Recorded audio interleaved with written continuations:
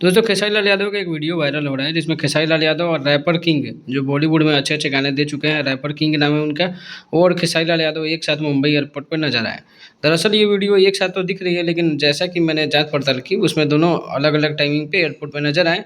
क्योंकि ये वीडियो बहुत तेजी से वायरल हो रहा है, वहाँ पे बहुत सारे पेपराजी जो वीडियो फोटो लेते हैं किसी भी एक्टर या बॉलीवुड या फिर कोई भी जो नामी गिरामी एक्टर होते हैं उन्हीं के फोटोज और वीडियो वहाँ के पेपराजी यानी मीडिया वाले हमेशा एयरपोर्ट पे मौजूद रहते हैं और उनकी फ़ोटोज़ और वीडियो लेते हैं। तो खेसारी लाल यादव को उन्होंने बहुत ज़्यादा टाइमिंग दिया, देख के अच्छा लगा। सुबह लाइव आकर उन्होंने कुछ ऐसी बातें बोली जैसे कि केहू डरवावता, केहू धमकावता, केहू बोलता। ये डायलॉग जो है सीधा-सीधा पवन सिंह के जो फैन्स हैं उनको लग रहा है कि उनको टारगेट करके बोला गया।